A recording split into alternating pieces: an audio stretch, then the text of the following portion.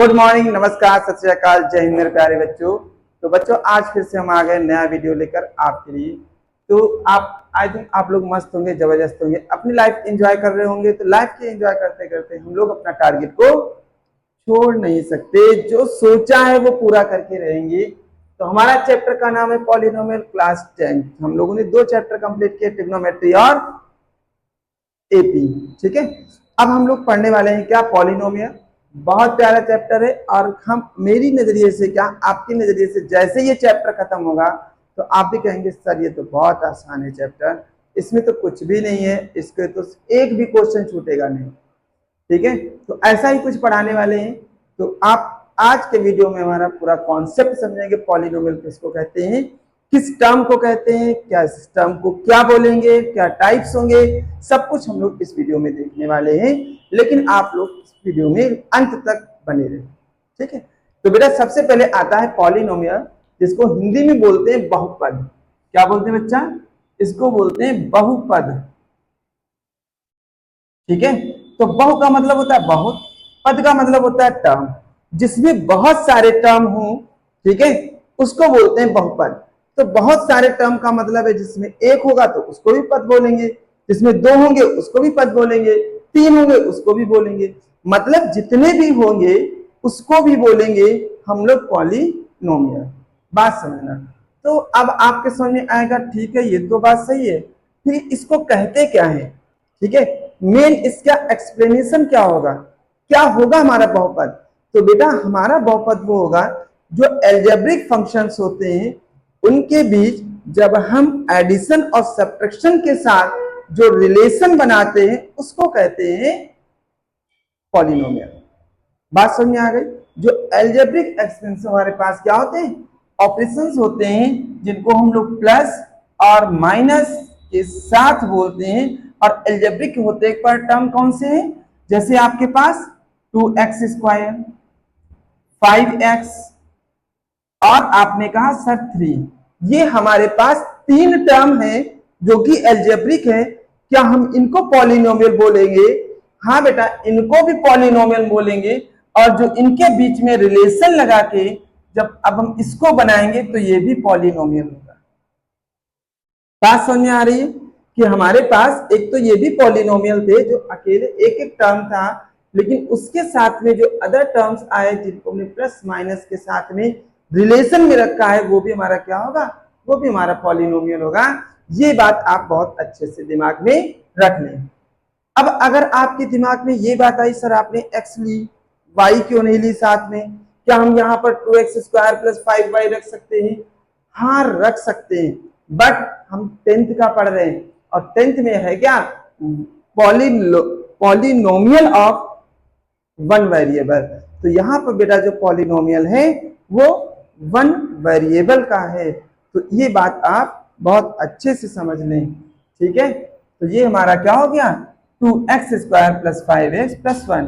ठीक है, तो सर ये x y z क्या होते हैं, तो बेटा ये x टर्म हो गया, y हो गया, z हो गया, आप कभी कभी देखेंगे q भी दिया होगा या p दिया गया है। तो जितने सारे कौन से टर्म्स हैं इनको बोलते हैं वेरिएबल।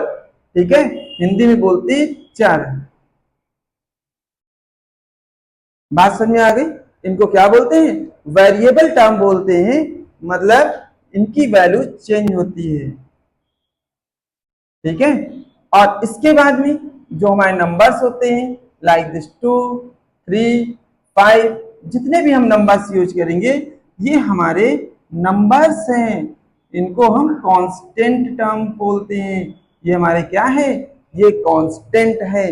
दिमाग में रख लो अच्छे से कि जो हमारे पास लेटर्स यूज करेंगे इनको वेरिएबल बोलेंगे और जो हमारे पास नंबर्स होंगे इनको कांस्टेंट बोलेंगे। वेरिएबल कैसे बोलेंगे सर, इनको कैसे कहेंगे वेरिएबल, तो बेटा आपने कई अब तक जब मैथ पढ़ी हुई है उसमें देखा होगा x की वैल्यू कभी आपने 2 फाइंड की है तो कभी 5 से फाइंड की और कभी 0 भी आई है। लेटर हमारे पास वही x है, वैल्यू अलग है, चेंज हो रही, चेंज हो रही मतलब वेरिएबल है, वैल्यू चेंज हो रही, डजंट मैटर। ठीक है, ऐसे ही y की भी वैल्यू चेंज होगी, z की भी अलग आएगी, हर एक क्वेश्चन में इनकी वैल्यू अलग आएगी। और अब तक आपने जो मैथ पढ़ी है, क्या कभी दो ने अपना रूप बदला? क्या एक बार दो का मतलब दो ऑब्जेक्ट दूसरी बार 10 या 8 हुए? नहीं हुए। कभी वैल्यू नहीं चेंज होगी। आप पूरी होल वर्ड में जाएंगे, दो का मतलब two means two, nothing change, इसमें चेंज नहीं होगा, मतलब ये कांस्टेंट है। कितने भी क्वेश्चन आप सॉल्व कर लें, ठीक है, दो दो ही रहेगा, वैल्यू नहीं चेंज होगी। इसलिए क्या है, ये सारे नंबर्स हमारे कांस्टेंट होते हैं। ये बात आप लोगों को समझ में आ गई होगी। और बहुत अच्छे से समझ लीजिए कि जो हमारे पास हम उसमें जो हमारा अल्फाबेट यूज करेंगे वो हमारे वेरिएबल होंगे, और जो नंबर्स होंगे वो हमारे कांस्टेंट टर्म होंगे। तो इतनी बात समझ में अगर आ गई है तो हम आगे कंटिन्यू करेंगे, ठीक है। चलिए, ये बात सर समझ में आ गई है। अब बच्चा देखते हैं हम लोग पॉलिनोमियल की जनरल फॉर्म, ठीक है। तो जनरल फॉर्म क्या होते हैं, हम दिए गए पॉलिनोमियल को हम पी एक्स से नोट करते हैं। पी का मतलब पॉलिनोमियल है, एक्स का मतलब एक्स के टर्म में।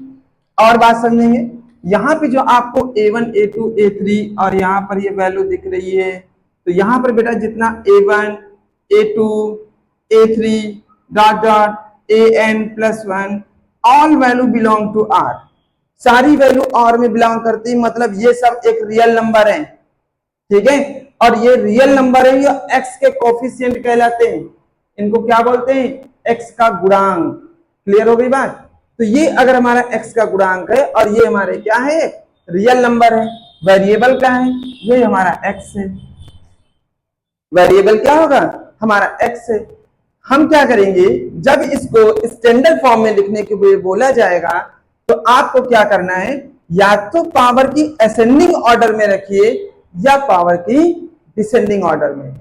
एग्जाम्पल के तौर पे आप समझेंगे, हम लेते हैं एक क्वेश्चन, जैसे 5x की पावर 5 माइनस 4x की पावर 3, 4x की पावर यहाँ पे लिख लेते हैं 2x की पावर 4 या फिर 9, इस टाइप से, ठीक है।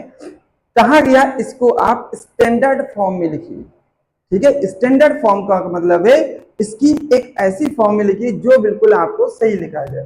तो देखते हैं, इसकी स्टैंडर्ड फॉर्म में लिखने के लिए आप पी एक्स इक्वल टू, आप क्या करें, एक सपोज करो एक बच्चे ने लिखा 5x की पावर 5, यहां पे आ गए प्लस 2x की पावर 4 माइनस 4x की पावर 3 प्लस 9। दूसरे बच्चे ने कहा सर हम ऐसे लिख दे, क्या गलत होगा, 9 माइनस 4x की पावर 3 प्लस 2x की पावर 4 प्लस 5x की पावर 5। तो बेटा ये दोनों तरीके आपके लिए सही होंगे। यहां पर हम लोगों ने क्या लिखा, यहां पर हम लोगों ने पावर के डिसेंडिंग ऑर्डर में लिखा हुआ है, और यहाँ पे आपने पावर की असेंडिंग ऑर्डर में लिखा हुआ है, और दोनों हमारी स्टैंडर्ड फॉर्म है। आप जैसे लिखना चाहो वैसे लिख सकते हो। बात समझ में आ रही होगी कि आप जैसे लिखना चाहो वैसे लिख सकते हो। तो सर यही हमारा क्या हो जाएगा, जनरल फॉर्म ऑफ पॉलिनोमियल, कि आप जैसे, आप या तो पावर के कम करते हुए लिख दीजिए या पावर को बढ़ाते हुए लिख दीजिए। ये हमारा क्या है, ये बेटा हमारा कांस्टेंट टर्म है, और जिसके पास x की पावर 0 होती है। बात समझ में आ गई, वेरी गुड। अब आप ये कहेंगे सर हम पॉलिनोमियल को, ये तो सही है, लेकिन जैसे ही हम देखते हैं तो उसमें पॉलिनोमियल को पहचानेंगे कैसे। बात आती है ना कि सर हम पॉलिनोमियल को कैसे पहचाने। तो पॉलिनोमियल को पहचानने के लिए बेटा समझ लेना, आइडेंटिफाई अगर पॉलिनोमियल का करेंगे तो आपको ये बात याद रखनी होगी, x की पावर एक होल नंबर होना चाहिए। क्या होना चाहिए, एक होल नंबर होना चाहिए x की पावर। और होल नंबर का मतलब है कि जिसको हम w से नोट करते हैं, और ये 0 से स्टार्ट होते हैं, 0 1 2 3 4 लाइक दिस। और ये नंबर्स अगर पावर में है तभी वो फंक्शन पॉलिनोमियल कहलाएगा, अगर पावर में नहीं है तो वो पॉलिनोमियल नहीं कहलाएगा। बात समझ लो कि अगर आपको कोई भी टर्म गिवन है और वहां पे अगर आपको होल नंबर गिवन है पावर में, तभी वो पॉलिनोमियल होगा। एग्जाम्पल के लिए हम बताते हैं आपको, एक एग्जाम्पल आपने लिया x² + 5x + 1, दूसरा एग्जाम्पल आपने लिया कि 1/x⁴ plus 5x⁵ plus 2x ले लिया। तो आपने कहा सर इसमें कौन सा पॉलिनोमियल होगा, कौन सा नहीं होगा।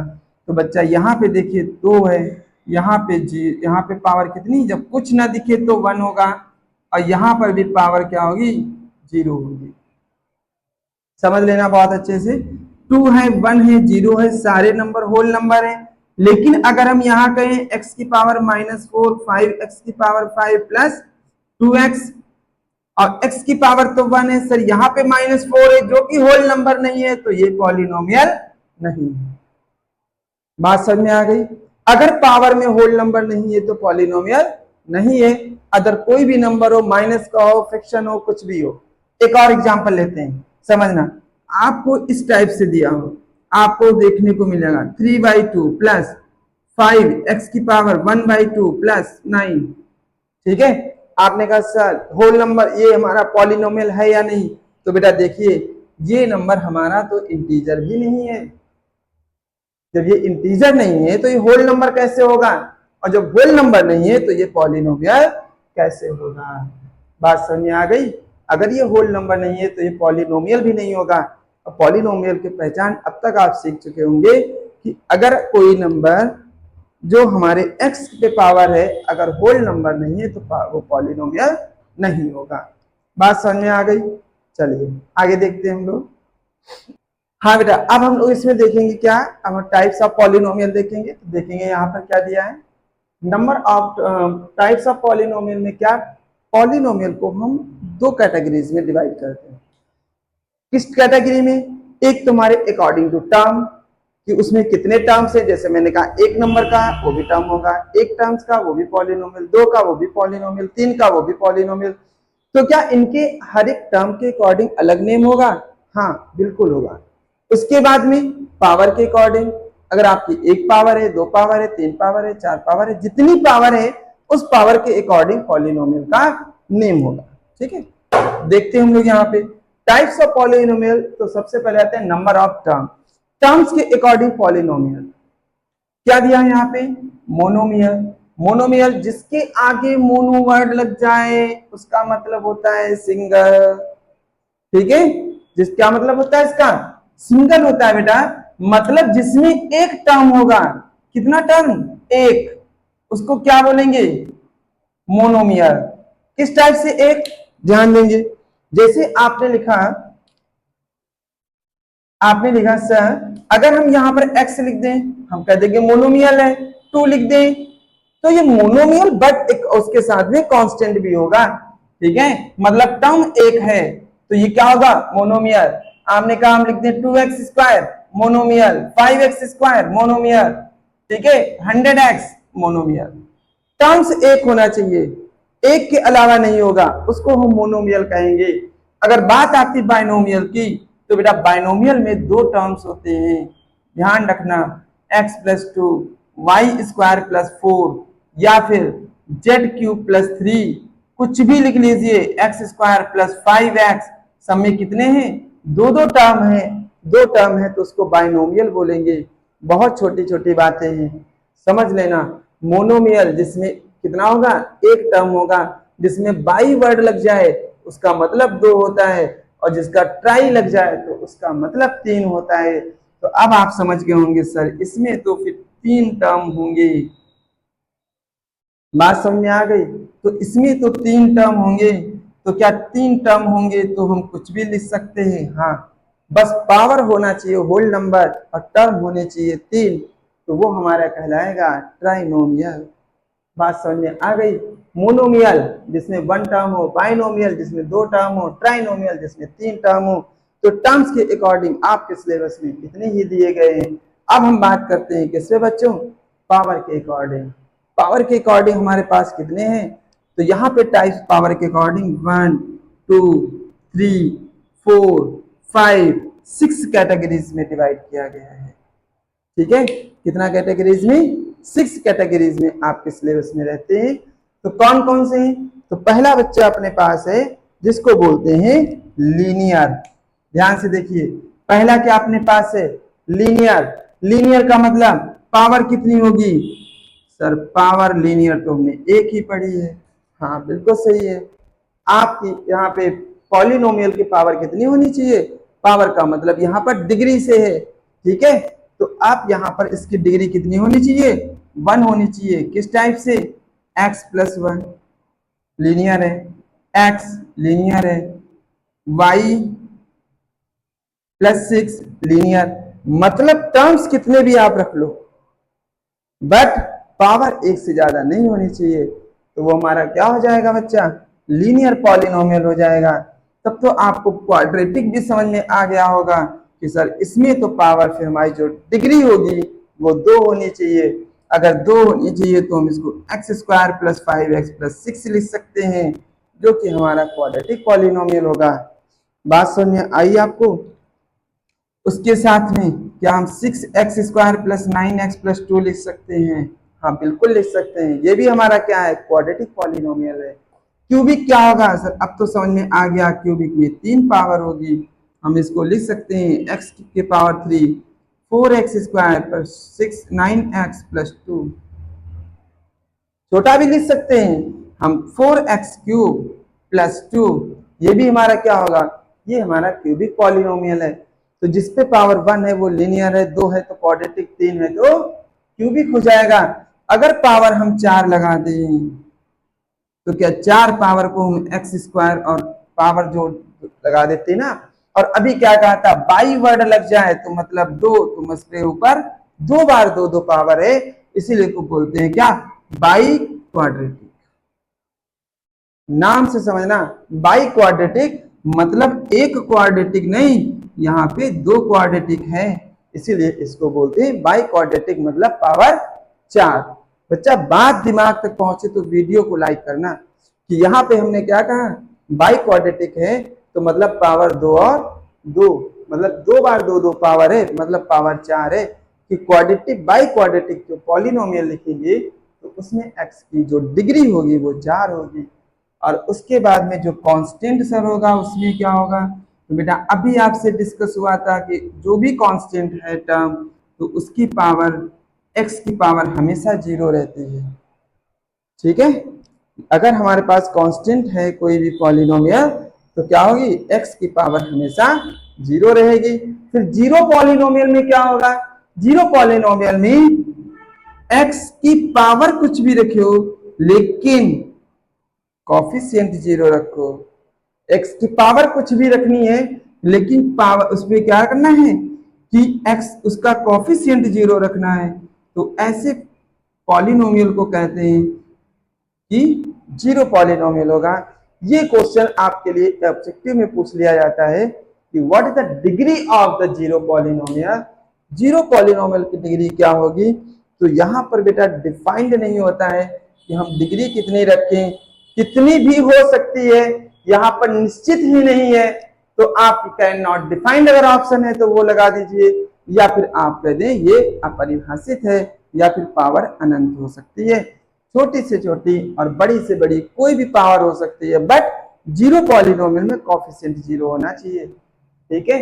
ये सारी बातें आपके दिमाग के हर एक कोने में पहुंचनी चाहिए, और ये ऐसा टॉपिक दोबारा पढ़ने की जरूरत ना पड़े, आपका ऐसा प्रिपेयर होना चाहिए। तो आज हम लोगों ने पॉलिनोमियल को सीखा। पॉलिनोमियल किसे कहते हैं उसको जाना, पॉलिनोमियल पहचान आइडेंटिफाई करने वाले के बारे में सोचा, उसकी स्टैंडर्ड फॉर्म पढ़ी, और साइड बाय साइड हमने क्या सीखा कि पॉलिनोमियल टाइप्स कितने होते हैं, कितने टाइप में कैटेगरी में डिवाइड किया गया है। तो वहां पर हमने सीखा कि एक तो टर्म्स के अकॉर्डिंग किया गया और पावर के अकॉर्डिंग किया गया। टर्म्स हमको 3 पढ़ने हैं, पावर के अकॉर्डिंग को 6 टाइप से पढ़ने हैं। तो इस तरीके से आपने जो सीखा है इसको बेटा रिवाइज। और आज के लिए फिर अब इतना ही रखते हैं, मिलते हैं हम लोग नेक्स्ट वीडियो में, तब तक के लिए जय हिंद।